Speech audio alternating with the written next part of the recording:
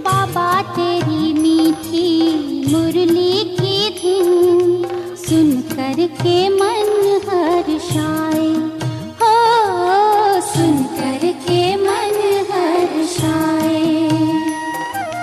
बाबा तेरी मीठी मुरली की धुन सुन कर के मन हर्षाए, हो सुन कर के मन हर्षाए।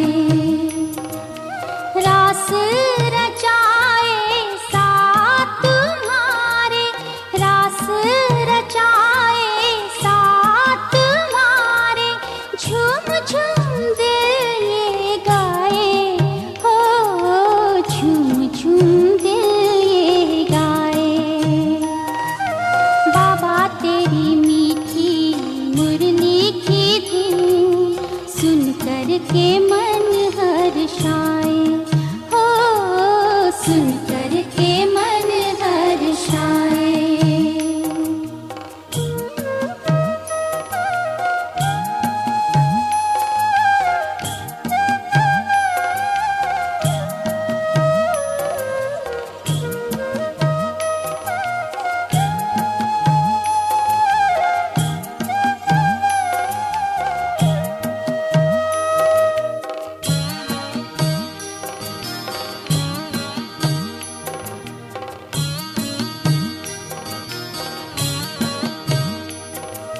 मुरली तेरी प्रीत है दिल की, देती अनुभव निराला, हो देती अनुभव निराला।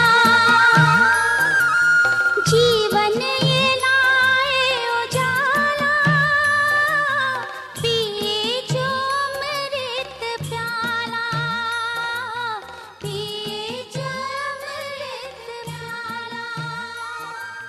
मुरली की तान पे तेरे अतीन्द्रिय सुख हम पाए,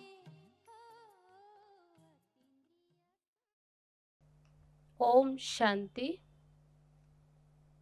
आज 14 सितंबर 2020। बाबा कहते, मीठे बच्चे, तुम अभी सच्ची सच्ची पाठशाला में बैठे हो। ये सत्संग भी है। यहाँ तुम्हें सत बाप का संग मिला है, जो पार लगा देता है। प्रश्न है, हिसाब किताब के खेल में मनुष्यों की समझ और तुम्हारी समझ में कौन सा अंतर है? उत्तर है, मनुष्य समझते यहाँ जो दुख सुख का खेल चलता है, ये दुख सुख सब परमात्मा ही देते हैं, और तुम बच्चे समझते हो कि ये हर एक के कर्मों का हिसाब का खेल है। बाप किसी को भी दुख नहीं देते, वे तो आते ही हैं सुख का रास्ता बताने। बाबा कहते, बच्चे, मैंने किसी को भी दुखी नहीं किया, ये तो तुम्हारे ही कर्मों का फल है। गीत है, इस पाप की दुनिया से कहीं दूर ले चल। ओम शांति। मीठे मीठे रूहानी बच्चों ने गीत सुना। किसको पुकारते हैं? बाप को। बाबा आकर इस पाप की कलयुगी दुनिया से सतयुगी पुण्य की दुनिया में ले चलो। अभी जीव आत्माएं सब कलयुगी हैं, उन्हों की बुद्धि ऊपर जाती है। बाबा कहते, मैं जो हूं, जैसा हूं, ऐसा कोई नहीं जानते हैं। ऋषि मुनि आदि भी कहते, हम रचयिता, मालिक अर्थात बेहद के बाप और उनकी बेहद की रचना के आदि मध्य अंत को नहीं जानते। आत्माएं जहां रहती हैं वह है ब्रह्म महातत्व, जहां सूर्य चांद नहीं होते, न मूल वतन न सूक्ष्म वतन में। बाकी इस स्थूल वतन मांडवे में जो बिजलियां आदि सब चाहिए ना, तो इस मांडवे को बिजली मिलती है। रात को चांद सितारे और दिन में ये सूर्य। ये है इस मांडवे की बत्तियां। इन बत्तियों को के होते हुए भी अंधियारा कहा जाता। रात को फिर भी बत्ती जलानी पड़ती। सत्युग त्रेता को कहा जाता है फिर दिन, और भक्ति मार्ग को कहा जाता है रात। ये भी समझ की बात है। नई दुनिया सो फिर पुरानी जरूर बनेगी। फिर नई दुनिया होगी तो पुरानी का जरूर विनाश होगा। ये है बेहद की दुनिया। मकान भी कोई बहुत बड़े बड़े होते हैं राजाओं आदि के। ये है बेहद का घर, मांडवा अथवा स्टेज। इनको कर्म क्षेत्र भी कहा जाता। कर्म तो जरूर करना होता है। सब मनुष्यों के लिए यह कर्म क्षेत्र है। तो बाबा कहते हैं कर्म तो सबको करना है, पाठ तो सबको बजाना है। पाठ हर एक आत्मा का जो पहले से मिला हुआ है।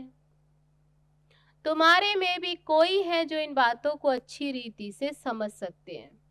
वास्तव में ये गीता पाठशाला है। पाठशाला में कभी बूढ़े आदि पढ़ते हैं क्या? यहाँ तो बूढ़े जवान आदि सब पढ़ते हैं। वेदों की पाठशाला नहीं कहेंगे, वहां कोई भी एम ऑब्जेक्ट नहीं होती। भाई वेद शास्त्र आदि जहाँ पढ़ाते, बाबा कहते वहां कोई लक्ष्य नहीं है। हम इतने वेद शास्त्र आदि पढ़ते, इनसे क्या बनेंगे वे जानते नहीं। कोई भी जो सत्संग है, एम ऑब्जेक्ट कुछ नहीं है। हम इतने वेद शास्त्र आदि पढ़ते, तो बाबा कहते अब तो जो भी पढ़ते आए इनसे क्या बनेंगे, लक्ष्य तो कुछ भी सामने नहीं। अब तो उनको सत्संग कहने से लज्जा आती है। सत्य तो एक बाप ही है। अभी तक उसको सत्संग कहते थे, बाबा कहते अब कहने में लज्जा आती है। जिसके लिए कहा जाता संग तारे कुसंग बोरे। कुसंग कलयुगी मनुष्यों का, सत का संग तो एक ही है। अभी तुमको वंडर लगता है सारे सृष्टि के आदि मध्य अंत का ज्ञान कैसे बाप देते हैं। तुमको तो खुशी होनी चाहिए। तुम सच्ची सच्ची पाठशाला में बैठे हो और बाकी सब हैं झूठी पाठशालाएं। उन सत्संगों आदि से कुछ भी बनकर निकलते नहीं। स्कूल कॉलेज आदि से फिर भी कुछ बनकर निकलते हैं क्योंकि पढ़ते हैं। बाकी कहाँ भी पढ़ाई नहीं है। सत्संग को पढ़ाई नहीं कहेंगे। शास्त्र आदि तो पढ़कर फिर दुकान खोल बैठते हैं, पैसा कमाते हैं। ग्रंथ थोड़ा सीखकर गुरुद्वारा खोलकर बैठ जाते हैं। गुरुद्वारे में कितने खोलते, वे भी गुरुद्वारे आदि भी कितने खोलते। गुरु का द्वार अर्थात घर कहेंगे ना, फाटक खुलता है, वहां जाकर शास्त्र आदि पढ़ते। तुम्हारा गुरुद्वारा है मुक्ति और जीवन मुक्ति धाम, सतगुरु द्वार। सतगुरु का नाम क्या है? फिर क्या कहते? अकाल मूरत। सतगुरु को अकाल मूरत कहते। वे आकर मुक्ति जीवन मुक्ति का द्वार खोलते हैं। अकाल मूरत है ना, जिसको काल खा नहीं सकता। आत्मा है ही बिंदी, उनको काल कैसे खाएगा? वह आत्मा तो शरीर छोड़कर भाग जाती है।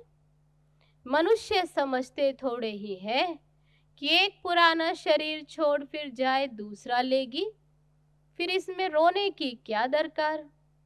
ये तुम जानते हो, ये ड्रामा अनादि बना हुआ है। हर एक को पार्ट बजाना ही है। बाबा ने समझाया है, सत्युग में है नष्टो मोहा। मोह जीत की भी कहानी है ना। पंडित लोग सुनाते हैं, माताएं भी सुन सुनकर फिर ग्रंथ रख बैठ जाती हैं सुनाने के लिए। बहुत मनुष्य जाकर सुनते हैं, उनको कहा जाता कनरस। ड्रामा प्लान अनुसार मनुष्य तो कहेंगे हमारा दोष क्या है। बाबा कहते हम तुमको तुम हमको बुलाते आए हो कि दुख की दुनिया से ले जाओ। अब मैं आया हूं तो मेरा सुनो। बाबा बच्चों को बैठ समझाते, अच्छी मत मिलती है तो वे लेनी चाहिए ना। अभी बाबा समझा रहे हैं। बाबा कहते तुम्हारा भी कोई दोष नहीं, ये भी ड्रामा था। राम राज्य रावण राज्य का खेल बना हुआ है। खेल में कोई हार जाते तो उनका दोष थोड़ी है। जीत और हार होती है, इसमें लड़ाई की बात नहीं। तुमको बादशाही थी, ये भी आगे तुमको मालूम नहीं था। अभी तुम समझते हो जो सर्विसेबल जिसका नाम बाला है। दिल्ली में सबसे नामी ग्रामी समझाने वाला कौन? तो बाबा ने याद किया जगदीश भाई को। तो झट नाम लेते जगदीश का, तुम्हारे लिए मैगजीन भी निकालते, उसमें सब कुछ आ जाता है। अनेक प्रकार के पॉइंट्स लिखते हैं। फिर बाबा ने दूसरा नाम ब्रजमोहन भाई, देखो ये भी लिखते हैं। लिखना भी कोई मासी का घर थोड़ी है। जरूर विचार सागर मंथन करते, अच्छी सर्विस करते। कितने लोग पढ़कर खुश होते हैं, बच्चों को भी रिफ्रेशमेंट मिलती है। कोई कोई प्रदर्शनी में बहुत माथा मारते हैं, कोई कोई कर्म बंधन में फंसे हुए हैं, इसलिए इतना उठा नहीं सकते, समझते नहीं। ये भी कहेंगे ड्रामा अबलाओं पर भी अत्याचार होने का ड्रामा में पार्ट है। कहेंगे ये भी ड्रामा है। ऐसा पार्ट क्यों बजाया, ये प्रश्न ही नहीं उठता। ये तो अनादि बना बनाया ड्रामा है, उनको कुछ कर थोड़े सकते। कोई कहते हमने गुनाह क्या किया जो ऐसा पार्ट रखा है। अब गुनाह की तो कोई बात ही नहीं, ये तो पार्ट है। अब लाए कोई तो निमित्त बनेंगी जिन पर सितम होंगे। ऐसे तो फिर सब कहेंगे हमको ये पार्ट क्यों नहीं। ये बना बनाया ड्रामा है, पुरुषों पर भी अत्याचार होते हैं। इन बातों में सहनशीलता कितनी रखनी पड़ती है, बहुत सहनशीलता चाहिए। माया के विघन तो बहुत पड़ेंगे, विघन की बादशाही। बाबा कहते विघन तो पड़ेंगे, लेकिन विघ्नों के बाद पर विजय तो पानी है। तो बाबा कहते विश्व की बादशाही लेनी, ये कोई बाबा कहते मेहनत तो है ना, कुछ मेहनत तो करनी पड़े। तो बाबा कहते ड्रामा में ये आपदाएं, विघन, खिटपिट आदि कितनी, ये तो आनी है। तो बाबा कहते इस पर जीत पाए विश्व की बादशाही लेते हो तो मेहनत तो करनी है। अबलाओं पर अत्याचार लिखा हुआ है, रक्त की नदियां बहेंगी, कहाँ भी सेफ्टी नहीं रहेगी। अभी तो सुबह को क्लास आदि में आ जाते हो सेंटर्स पर, तो बाबा कहते वह भी समय आएगा जो तुम बाहर भी नहीं निकल सकेंगे क्लास आदि के लिए। दिन प्रतिदिन जमाना बिगड़ता जाता और बिगड़ना है। दुख के दिन बहुत जोर से आएंगे। बीमारी आदि में दुख होता है तो फिर भगवान को याद करते पुकारते हैं। अभी तुमको मालूम है, बाकी बस थोड़े दिन है, फिर हम अपने शांति धाम सुख धाम जरूर जाएंगे। दुनिया को तो ये भी पता नहीं। अभी तुम बच्चे ये फील करते हो कि अब ये दुख के दिन पूरे होंगे और सुख के दिन आने वाले हैं। तो बाबा कहते अभी तुम तो ये जानते हो, अभी बाबा को पूरी रीति जान गए हो। वह सब तो समझते परमात्मा लिंग है, शिवलिंग की पूजा भी करते हैं। तुम शिव के मंदिर में जाते थे, क्या कभी ये ख्याल किया कि शिवलिंग क्या चीज है? जरूर ये जड़ है तो चैतन्य भी होगा। ये तब क्या है? भगवान तो रचता है जरूर, उनकी निशानी है सिर्फ पूजा के लिए। पूज्य होंगे तो फिर ये चीजें नहीं होंगी। शिव काशी के मंदिर में जाते, किसको पता थोड़े ही है कि भगवान निराकार है। हम भी उनके बच्चे हैं। बाप के बच्चे होकर फिर हम दुखी क्यों? विचार करने की बात है ना। आत्मा कहती है हम परमात्मा की संतान है, फिर हम दुखी क्यों? बाप तो है ही सुख देने वाला। बुलाते भी हैं, हे भगवान हमारे दुख मिटाओ। वे कैसे मिटाए? दुख सुख ये तो अपने कर्मों का हिसाब है। मनुष्य समझते हैं सुख का एवजा सुख और दुख का एवजा दुख परमात्मा ही देते हैं, उन पर रख देते हैं। बाबा कहते हैं मैं कभी दुख नहीं देता, मैं तो आधा कल्प के लिए सुख देकर जाता हूं। ये फिर सुख और दुख का खेल है। सिर्फ सुख का ही खेल होता फिर तो ये भक्ति आदि कुछ भी ना हो। भगवान से मिलने के लिए ही ये भक्ति आदि सब करते। अब बाबा बैठ सारा समाचार सुनाते हैं। बाप कहते तुम बच्चे कितने भाग्यशाली हो, उन ऋषि मुनियों आदि का कितना नाम है। तुम हो राज ऋषि और वे है हठ योगी ऋषि। ऋषि अर्थात पवित्र। तुम स्वर्ग के राजा बनते हो तो पवित्र तो जरूर बनना पड़े। सतयुग त्रेता में जिनका राज्य था उनका ही फिर होगा, बाकी सब पीछे आएंगे। तुम अभी कहते हो हम श्रीमत पर अपना राज्य स्थापन कर रहे हैं। पुरानी दुनिया का विनाश होने में भी समय तो लगेगा ना। सतयुग आना है और कलयुग जाना है। कितनी बड़ी दुनिया है, एक एक शहर मनुष्यों से कितना भरा हुआ है, कितनी जनसंख्या। धनवान आदमी दुनिया का चक्र लगाते हैं, परंतु यहाँ सारी दुनिया को कोई देख ना सके। हाँ, सतयुग में देख सकते हैं, क्योंकि सतयुग में है ही एक राज्य, इतने थोड़े राजाएं होंगे। यहाँ तो देखो इतनी बड़ी दुनिया, इतनी बड़ी दुनिया का चक्र कौन लगाए?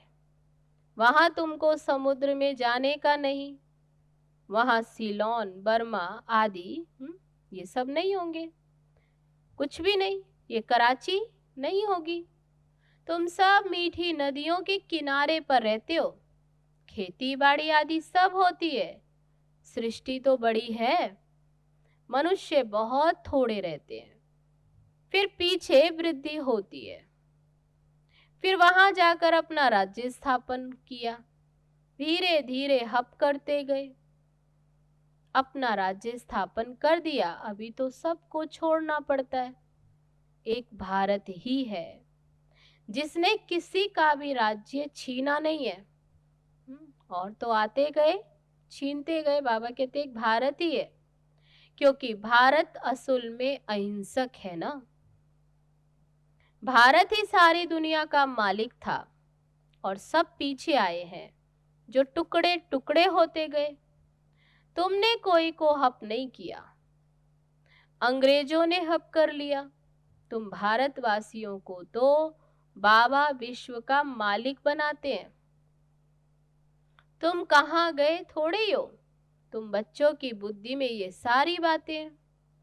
बूढ़ी माताएं तो इतना सब समझ ना सके।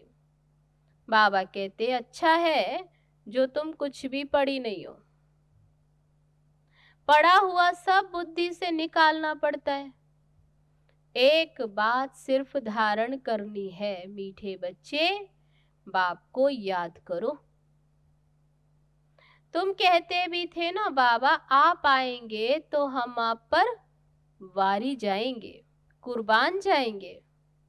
तुम्हें फिर हमारे पर कुर्बान जाना है। लेन देन होती है ना शादी के टाइम, स्त्री पुरुष एक दो के हाथ में नमक देते हैं।